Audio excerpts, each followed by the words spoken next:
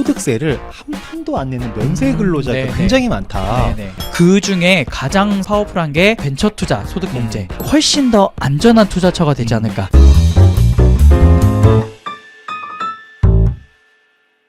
자, 안녕하십니까. 행센 오영일입니다. 안녕하세요. 세무보임 명품 마곡지점의 반수현 세무사입니다. 네, 반갑습니다. 네, 반갑습니다.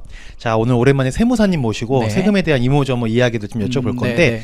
연말정산 시즌이었지 않습니까? 네. 근데 요번에 기사를 보니까 소득세를 한 푼도 안 내는 면세 근로자가 네네. 굉장히 많다. 네네. 거의 직장인들이 한 35% 정도에 달한다라고 얘기를 하더라고요. 네네. 이게 말이 되나?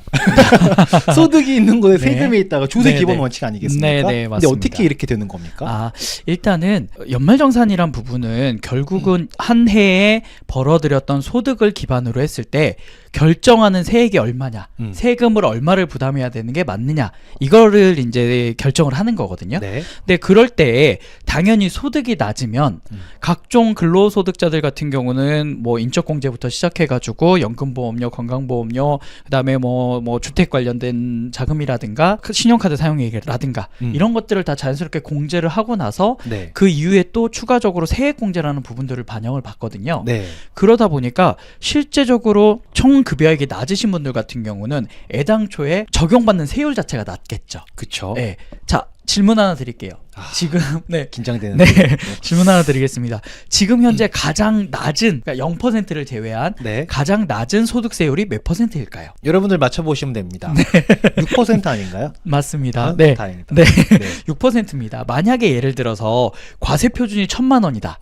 그러면 산출세액은 60만 원이겠죠? 그쵸. 네. 근데 그 산출세액에서 또 근로소득 세액공제라는 걸 반영을 해줘요. 네. 그러고 나서 근로소득 세액공제를 반영하고 나면 실질적으로 부담해야 되는 세금이 30만 원이라고 한다면 30만 원에서 기본적으로 보험료 세액공제라든가 그 다음에 뭐 혹시 교육비가 있다 그러면 모르겠지만 교육비가 없다고 하더라도 기본적으로 의료비에서 조금 공제를 받을 수도 있고요. 네. 그리고 또 기본적인 표준세액공제라는 게 있어요. 네. 그러니까 근로소득자들 같은 경우는 표준세액공제가 그냥 무조건 13만 원을 네. 받을 수 있는 방법이 있거든요. 어. 그 두 가지만 합치더라도 사실은 세부담액이 훅 줄어들죠. 그쵸. 거기에 플러스로 기부금이나 이런 것들이 만약에 있다 그러면 더 줄어들 수 있고요.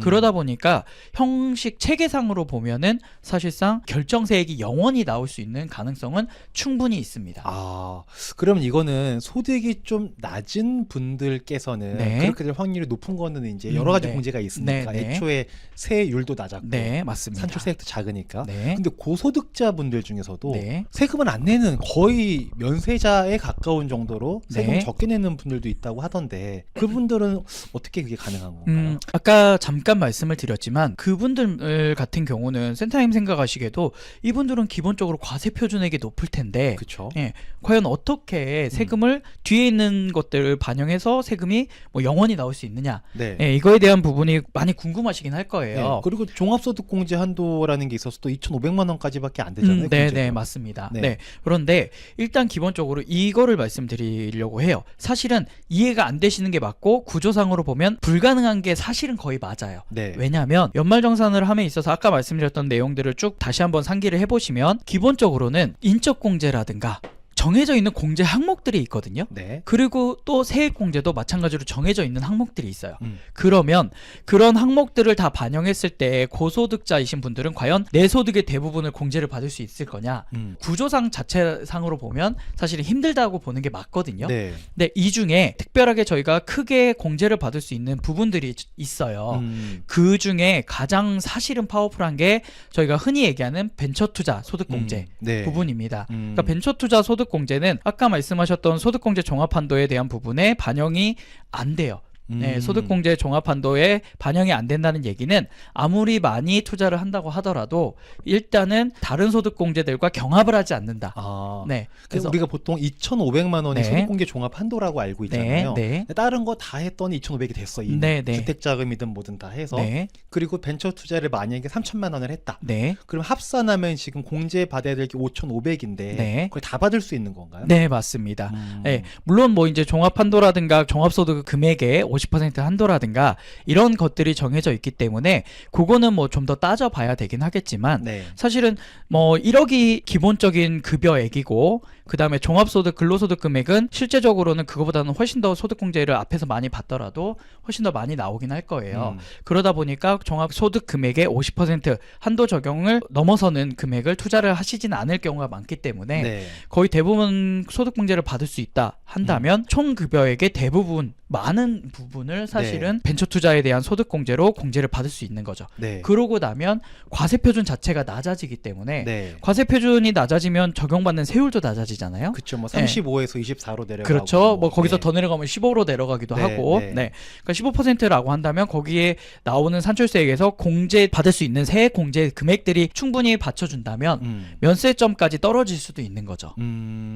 결국은 공제를 많이 받아야 면세점을 딱 터치해가지고 네. 세금을 안 내거나 적게 낼 수 있는 건데 네, 그 공제가 방법 중에서 벤처 투자 소득공제를 고소득자분들이 네, 많이 활용하다 보니 네, 그분들께서도 세금을 거의 안 내게 되는 네, 네. 어떤 분들은 이번에 많이 토해내셨을 거란 말이에요. 그렇죠. 어떤 네. 분들은 막 1,000만 원대 가까이 돌려가고 네, 네. 이게 아마 그런 차이지 네, 않을까 네, 네. 싶은 생각이 드는데 네, 네. 근데 한 가지 궁금한 거는 벤처 투자 소득공제가 저는 뭔지 잘 알고 있거든요. 네. 근데 이것도 결론적으로는 투자인지라 네. 위험성이 있지 않습니까? 네, 네. 그리고 이런 말하면 좀 어떨지 모르겠지만 고소득자 분들이 똑똑한 분들이 좀 많아요. 네, 합리적인 그렇죠. 의사결정을 네, 잘 네, 하실 네. 확률이 높지 않습니까? 네, 네. 그분들이 아니 세금 조금 절약하자고 원금 날릴 수 있는 투자를 네. 한다는 게 상식적으로는 네, 네. 조금 이해가 잘 안 되거든요. 네, 네. 그럼 어떤 이유가 있을까요? 아, 일단은 이 설명을 좀 드리고 싶어요. 사실은 네. 연말정산할 때 보통 대부분 많이 하는 것들이 카드 많이 쓰세요. 네. 현금 영수증 많이 쓰세요. 네. 그 다음에 뭐 교육비 같은 거 있으면 교육비 쓰세요.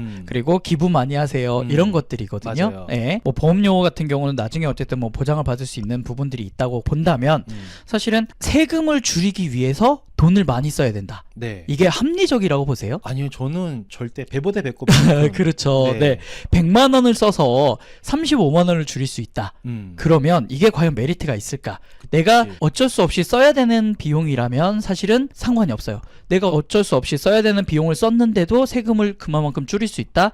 그러면 이거보다 더 좋은 건 없겠지만 그렇죠. 세금을 줄이기 위해서 100만 원을 써야 된다. 이러면 그 100만 원으로 세금 35만 원 내고 65만 원 남는 걸로 그냥 편하게 다른 거 하시는 게 낫죠. 그렇죠. 네. 그런데 지금 말씀하신 것처럼 똑같아요. 저희가 투자를 해가지고 세금을 줄이기 위해서 위험성 있는 리스크 있는 곳에 투자를 한다. 그러면은 사실은 이 원금이 없어질 위험이 있기 때문에 그 원금이 없어져 버리면은 사실은 그 돈 세금 줄이는 게 그만큼 의미가 없어지죠. 네네. 그렇기 때문에 명확하게 정확하게 그리고 확실한 곳에 투자를 해야 되는 게 맞다고 저는 생각을 합니다. 네. 근데 투자라는 게 네. 명확하고 정확하고 확실한 곳을 찾고 싶으나 우리들이 네. 어렵잖아요. 그게 아, 사실상. 그렇죠. 네. 그렇죠. 실제로 이제 벤처 투자 소득공제에 대한 이제 소득세 신고를 많이 해보셨을 네, 때 네. 주로 어떤 회사들에 이렇게 투자가 이루어지던가요? 일단은 당연히 제3자 혹은 아무런 관계가 없는 곳 혹은 뭐 아름아름 알아가지고 투자를 할 수 있는 곳 이런 곳들 같은 경우는 내부 정보를 저희가 정확하게 알기가 쉽지가 않죠. 그쵸. 네. 그리고 사실은 투자를 하고 나서 꼼꼼하게 그 회사가 얼마만큼 지금 현재 뭐 이익을 내고 있는지 회사가 영업이 어떻게 되고 있는지 운영이 어떻게 되고 있는지 부분을 확인할 방법이 사실은 거의 없다고 보기 때문에 네. 그런 것들 같은 경우는 회사가 잘못돼서 투자 금액이 사라진다고 하더라도 사실은 어디다 하소연할 데가 없는 거예요. 그쵸. 네. 그런데 요즘 같은 경우는 벤처 투자 부분을 굳이 제3자 혹은 전혀 관계가 없는 그런 곳들 혹은 아름아름 그냥 아는 지인 예, 이런 분들의 회사에 투자를 한다기보다는 본인들이 어찌됐든 벤처 투자라든가 벤처 투자를 받은 벤처기업이라든가 예, 이런 곳들에 투자를 한다면 아무래도 좀 더 내부 정보를 많이 알 수 있고 그리고 당연히 관리나 이런 것들에 대해서 좀 더 본인들이 원하는 혹은 본인들이 유리한 쪽으로 운영을 할 수 있기 때문에 그러면 훨씬 더 안전한 투자처가 되지 않을까 저는 그렇게 생각하고요. 실제적으로 그런 분들이 조금 지금은 더 많아지고 있어요. 예전에는 엔젤 투자라고 해가지고 전혀 모르는 곳에 투자를 하는 분들도 꽤 많았거든요. 네. 근데 사실은 모르는 곳에 투자를 해서 이게 회사가 진짜 잘 돼가지고 투자금을 회수하는 비율이 사실은 1%도 안 된다고 해요. 되게 네. 낮네요. 네. 그러니까 사실은 1%도 제가 그냥 이제 좀 크게 말씀드릴 거지 실제적으로는 0.1%도 안 된다고 합니다. 네. 그러다 보니까 그러면 1000개 중에 하나가 살아남을까 말까인데 확률이 너무 낮잖아요. 그쵸. 네. 그러면 그 부분들을 감안을 한다면 투자를 제3자 혹은 아름아름 아는 지인의 회사에 투자한다기보다는 좀 더 확실한 투자처를 만드는 방법을 생각해야 되고 그런 투자처를 만드는 데 있어서 벤처기업을 직접 설립을 하신다거나 네. 벤처 투자를 받은 곳을 이제 통해 가지고 안정적인 투자를 하시는 게 추후에 원금도 보전할 수 있고 그리고 소득공제도 받아가시면서 세금도 절세할 수 있는 방법이 되지 않을까 저는 이렇게 생각하고 네. 있습니다. 요즘에는 옛날에는 엔젤 투자만 생각하셨다면 네. 요즘에는 아빠 회사 네네. 또는 아들이 운영하는 회사가 네. 벤처기업인 경우에 거기 투자에 네네. 소득공제를 받는 경우도 있다고 하더라고요. 네, 맞습니다. 근데 보통 우리가 특수관계인들의 네. 뭔가 그 행위들은 인정이 안 되는 경우들이 있잖아요. 네네. 벤처 투자는 어떻게 되나요? 벤처 투자는 실제적으로 그 법령을 적용할 수 없는 게요. 특수관계가 있으면 이거는 뭐 다르게 보겠다라든가 의심을 하겠다라든가 이렇게 볼 수가 없는 이유 중에 하나가 뭐냐면은요. 주주가 벤처 기업의 본인이 주주인 회사에 이 회사가 벤처 기업이에요. 네. 그 벤처 기업의 주식을 유상증자를 한다거나 할 경우에 지금 자본금을 어쨌든 불입을 해야 되잖아요. 네. 그 자본금을 불입해서 주식을 신주를 인수하게 되면 그 경우에도 벤처 투자를 한 것으로 인정을 하기 때문에 소득공제를 받을 수가 있어요. 그러면 이게 특수관계에 있는 사람은 안 된다라고 한다면 본인이 주주로 있는 회사에 유상증자를 해서 자본금을 늘리는 행위 자체에 대해서 반대급부적인 네. 반대를 하게 되는 그런 세법이 되기 때문에 그런 법이 이제 적용이 될 수가 없거든요. 그래서 본인 회사 혹은 뭐 특수관계에 있는 분의 회사 네. 혹은 뭐 자녀 회사 말씀하신 것처럼 네. 이런 회사에 투자를 한다고 하더라도 실질적으로 소득공제를 받는 데는 아무런 영향을 받지 않습니다. 만약에 네. 막 찾아는 없어. 네네. 근데 알고 봤더니 본인이 근무하는 회사가 벤처 인증을 받은 회사인 거예요. 네. 그러면 자기가 다니는 회사에 투자를 하는 경우에도 네. 이것도 특수관계자가 상관없이 네. 소득공제가 가능한 건가요? 예, 맞습니다.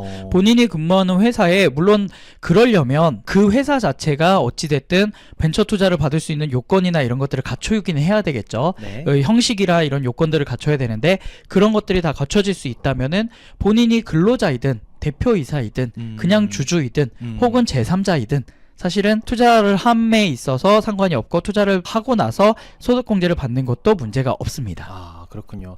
그러니까 우리가 예전에는 벤처 투자 소득공제가 좋은 거는 알고는 있었는데 제도 네. 자체는 너무나 파워풀하지 않습니까? 네네, 그렇죠. 그러나 말씀하셨던 것처럼 그 확률이 원금 나갔던 게 다시 내 주머니로 들어올 확률이 너무 낮다 보니 많은 네네. 분들이 제도만 있고 이거 쓸모가 없다 네네. 이런 시기였는데 요즘에는 많은 분들이 또 이렇게 가족 기업이나 또는 이렇게 뭐 본인이 근무하는 근무지의 벤처 인 경우에는 그렇게 투자를 많이 하는 것 같기도 하더라고요. 네, 맞습니다. 마지막으로 하나 질문 드릴게. 네. 이 벤처 투자할 때 주식으로 투자하는 경우도 있고 네. 전환 사채로 투자하는 경우도 있다고 하던데 네. 전환 사채도 벤처 투자 소득공제로 인정이 되는 건가요? 네, 맞습니다. 전환사채 투자도 벤처 투자로 인정이 되고요. 주식과 채권, 그러니까 결국은 전환사채는 채권이거든요. 네. 이 두 가지의 가장 큰 차이점은 뭐냐면 회사가 지불 능력이 있냐 없냐 보다는 이 회사가 성장성이 있다.